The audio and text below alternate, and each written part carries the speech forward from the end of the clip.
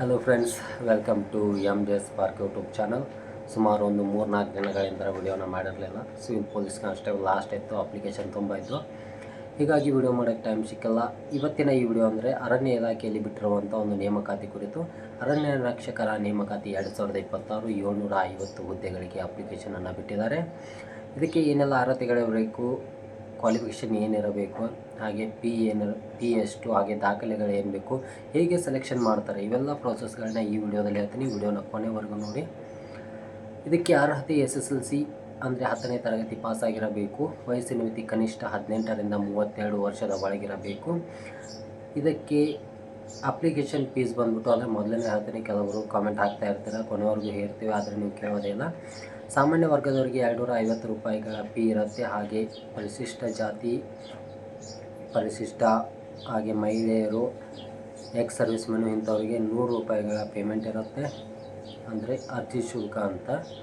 ಇದನ್ನು ಅಪ್ಲಿಕೇಶನ್ ಸಲ್ಲಿಸುವುದು ಆನ್ಲೈನಲ್ಲಿದೆ. ಆನ್ಲೈನ್ ಮೂಲಕ ಅರ್ಜಿಯನ್ನು ಸಲ್ಲಿಸ್ಬೋದು. ಅಧಿಕೃತ ವೆಬ್ಸೈಟ್ ಬಂದ್ಬಿಟ್ಟು ಅರಣ್ಯ ಕರ್ನಾಟಕ.gov.in ಅಪ್ಲಿಕೇಶನನ್ನು ಹಾಕ್ಬೋದು. ಇದಕ್ಕೆ ಬೇಕಾಗಿರುವಂಥ ಮುಖ್ಯ ದಾಖಲೆಗಳೇನಪ್ಪ ಅಂದರೆ 10ನೇ ತರಗತಿ ಅಂಕಪಟ್ಟಿ, ಹಾಗೆ ಜನನ ಪ್ರಮಾಣ ಪತ್ರ ಅಂದರೆ ಜನನ ದೃಢೀಕರಣ ಪ್ರಮಾಣ ಪತ್ರ ಅಂತಾರೆ. ಇದೇನು SSLC ಮಾರ್ಕ್ಸ್ ಕಾರ್ಡ್ ಇದ್ದರೆ ವರ್ಕ್ ಆಗುತ್ತೆ. ಪ್ರಮಾಣ ಪತ್ರ ಬೇಕೇ ಅಂತಿಲ್ಲ, ಜನನ ಪ್ರಮಾಣ ಪತ್ರ. ಇನ್ನು ಜಾತಿ ಮತ್ತು ಆದಾಯ ಪ್ರಮಾಣ ಪತ್ರ, ಯಾವುದಾದ್ರೂ ಮೀಸಲಾತಿ ಅಥವಾ ಏನಾದರೂ ಕೋಟ ಇರುತ್ತಲ್ಲ ಅಂಥದ್ರಲ್ಲಿ ಜಾತಿ ಮತ್ತು ಆದಾಯ ಪ್ರಮಾಣ ಪತ್ರ, Aadhaar card, SSLC marks card, photo, signature, email address, mobile number, ಇಷ್ಟು ಮುಖ್ಯವಾದಂಥ ದಾಖಲೆಗಳು. ಇದಕ್ಕೆ ಏನೇನೆಲ್ಲ ಪ್ರೊಸೀಜರ್ ಇರುತ್ತೆ ಅಂದರೆ, ಸೆಲೆಕ್ಷನ್ ಪ್ರೊಸೀಜರ್ ಹೇಗಿರುತ್ತೆ ಅಂದರೆ, ಲಿಖಿತ ಪರೀಕ್ಷೆ, ಅಂಕಗಳು 100 ಪ್ರಶ್ನೆಗಳ ಒಂದು ಎಕ್ಸಾಮ್ ಇರುತ್ತೆ, 2 ಗಂಟೆ ಅವಧಿ ಇರುತ್ತೆ.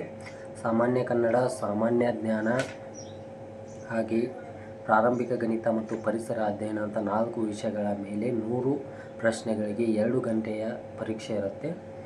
ಅದಾದ ನಂತರ ಪರೀಕ್ಷೆ ಆದ ನಂತರ ದೈಹಿಕ ಪರೀಕ್ಷೆ ಇರುತ್ತೆ. ವಿವರ ಮಾಹಿತಿಯನ್ನು ನೆಕ್ಸ್ಟ್ ವಿಡಿಯೋದಲ್ಲಿ ಹಾಕಿ ಕೊಡ್ತೀನಿ. ಅದಾದ ನಂತರ ವೈದ್ಯಕೀಯ ಪರೀಕ್ಷೆ ಇರುತ್ತೆ. ಎಕ್ಸಾಮ್ ಅಂದರೆ ದೈಹಿಕ ಪರೀಕ್ಷೆಯಲ್ಲಿ ಏನೆಲ್ಲ ಇದೆ ಅಂದರೆ, 100 ಮೀಟರ್ ಓಟ ಇದೆ, 17 ಸೆಕೆಂಡಲ್ಲಿ ಕಂಪ್ಲೀಟ್ ಮಾಡಬೇಕು ಪುರುಷರು, ಹಾಗೆ ಮಹಿಳೆಯರು 19 ಸೆಕೆಂಡಲ್ಲಿ ಕಂಪ್ಲೀಟನ್ನು ಮಾಡಬೇಕು.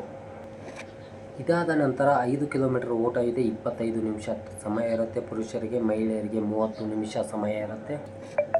ಹುಡುಗರ ಚೆಸ್ಟ್ ಅಂದರೆ 81 ಸೆಂಟಿಮೀಟರ್ ಇರಬೇಕು. ಎತ್ತರ ಹುಡುಗರು 160 ಸೆಂಟಿಮೀಟರ್ ಇರಬೇಕು, ಮಹಿಳೆಯರು 150 ಸೆಂಟಿಮೀಟರ್ ಎತ್ತರ ಇರಬೇಕು. ಇದರ ಟ್ರೈನಿಂಗ್ ಮತ್ತು ಇತರ ಸೌಲಭ್ಯಗಳನ್ನ ಮುಂದಿನ ವಿಡಿಯೋದಲ್ಲಿ ತಿಳಿಸೋಣ. ಇದು ಮಾಹಿತಿಯಾಗಿತ್ತು. ಬೇಕಾದರೆ ಕೆಲವೊಂದಷ್ಟು ಮಾಹಿತಿಗಳನ್ನ ಹೇಳ್ತೀನಿ ನೋಡಿ. ದೈಹಿಕ ತರಬೇತಿ, ರನ್ನಿಂಗು, ಸ್ಟ್ರೆಂತು, ದೈಹಿಕ ಪರೀಕ್ಷಾ ತರಬೇತಿ ಇರುತ್ತೆ, ಲಿಖಿತ ಪರೀಕ್ಷಾ ತರಬೇತಿ ಇರುತ್ತೆ, ಬಯೋಮೆಟ್ರಿಕ್ ಪರೀಕ್ಷಾ ಮಾರ್ಗದರ್ಶನ, ಅನುಭವಿ ತರಬೇತುದಾರರಿಂದ ತರಬೇತಿ, ರೈಟ್ ಆ್ಯಂಡ್ ಡಿಸಿಷನ್ ಮೇಲೆ ಒತ್ತು, ಟ್ರೈನಿಂಗ್ ಮತ್ತು ಇತರೆ ಸೌಲಭ್ಯಗಳು ಅಲ್ಲಿರುವುದು.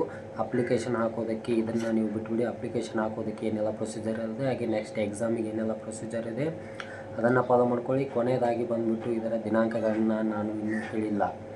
ದಿನಾಂಕಗಳೇನೆಂದರೆ, ಇದು ಅಧಿಸೂಚನೆಯನ್ನು ಬಿಟ್ಟಿದ್ದಾರೆ. ಅಪ್ಲಿಕೇಶನ್ ಶೀಘ್ರವಾಗಿ ಅಪ್ಲಿಕೇಶನ್ ಡೇಟನ್ನು ಬಿಡ್ತೀವಿ ಅಂತ ಹೇಳಿದ್ದಾರೆ. ಹೀಗಾಗಿ ಅಪ್ಲಿಕೇಶನ್ ಡೇಟನ್ನು ಪ್ರಕಟಿಸಿದ ನಂತರ ನಾನು ನಿಮಗೆ ತಿಳಿಸಿಕೊಡ್ತೀನಿ. ಇದು ಮಾಹಿತಿ ಇಷ್ಟೇ, ಅಂದರೆ ಒಂದು ನೋಟಿಫಿಕೇಷನನ್ನು ಬಿಟ್ಟಿದ್ದಾರೆ ಅರಣ್ಯ ಇಲಾಖೆಯವರು ಅಂತ ತಿಳಿಸೋದಕ್ಕೋಸ್ಕರ ಮಾಡಿರೋ ವಿಡಿಯೋ ಅಷ್ಟೇ.